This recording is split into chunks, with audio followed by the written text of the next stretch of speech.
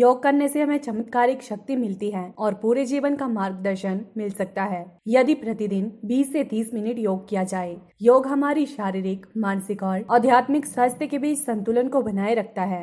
जी हाँ, यदि जीवन में योग को अपना लिया जाए तो समझो सब कुछ पा लिया। योग में बिशप कीर्तिमान बनाने वाले अजय शर्मा ने बताया कि बच्चों और किशोरों को योग करने के लिए प्रोत्साहित करना चाहिए, जिससे उनकी पढ़ाई में बेहतर तरीके से ध्यान केंद्रित करने में मदद मिल सके। उन्होंने बताया कि शरीर की लंबाई और एकाग्रता को बढ़ाने के लिए त्रियक ताड़ासन काफी मददगार साबित हो सकता है।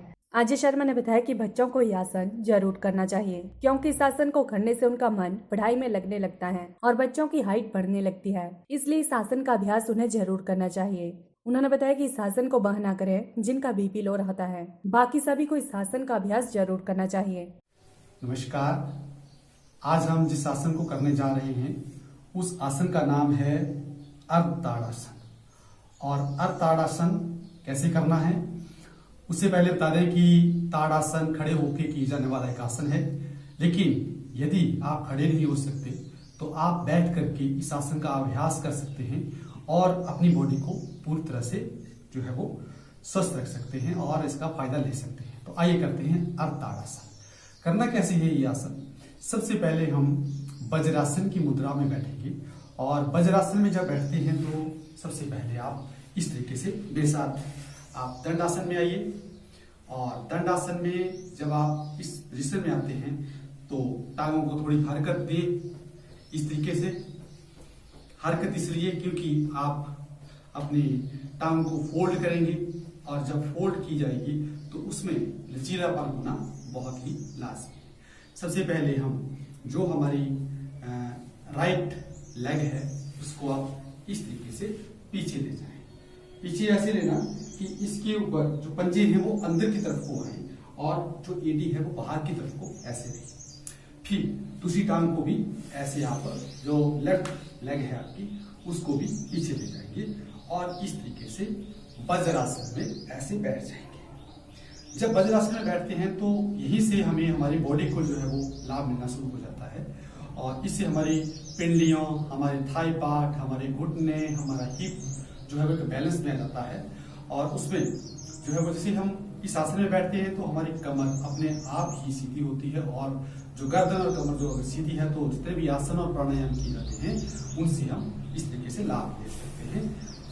ये दोनों कमर और गर्दन खड़ी बिल्कुल सीधी होनी चाहिए। तत्पश्चात करना क्या है, इस आसन को करने के लिए सबसे पहले वज्रासन में बैठे, हाथों को थोड़ा ऐसे फैलाया और हाथों की जो हथेलियां हैं वो ऊपर की तरफ को करेंगे ऐसे और धीरे धीरे से ऊपर ले जाएंगे। ऊपर इस तरीके से ले जाएं और ऐसे ताड़ करके ऊपर की तरफ कोई कर खिंचाव जैसा रख करके हाथ बिल्कुल सीधे रखेंगे इस तरीके से और हाथ सीधे और खिंचाव ऊपर की तरफ को, दृष्टि भी ऊपर ले जाएंगे ऐसे। और इसी आसन में, इसी मुद्रा में आप ऐसे बैठे रहें। आपकी आंखें बिल्कुल ऊपर की तरफ को सीधी, गर्दन ऐसे पीछे की तरफ को, इस तरीके से हाथ बिल्कुल और दोनों बाजू आपके कानों के साथ ऐसे सटे हुए होने चाहिए। फिर वापस आए ऐसे और फिर हाथ पीछे और फिर उसी मुद्रा में रिलैक्स।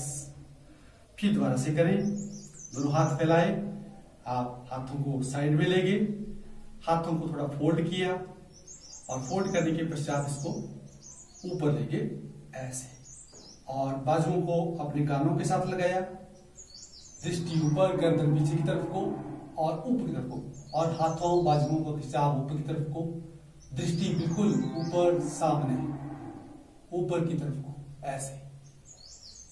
5 4 3 2 1। फिर वापिस और हाथ फिर इस मुद्रा में वापिस आपके वज्रासन में आ जाएंगे।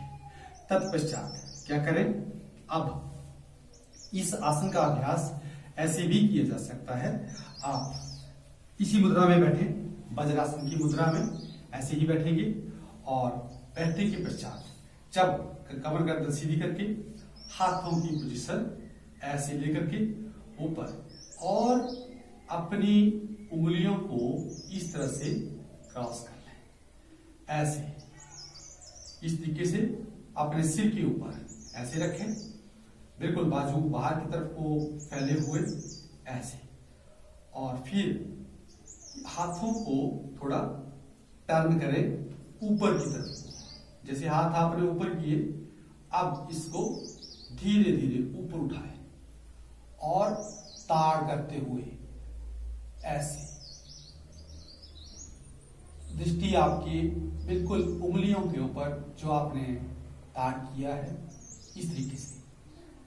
5 4 3 2 1। फिर आप हाथों को मोड़ें और फिर दोबारा नीचे ले आए, और फिर ऐसे और ऐसे। PLTV के लिए हमीरपुर से ब्यूरो रिपोर्ट।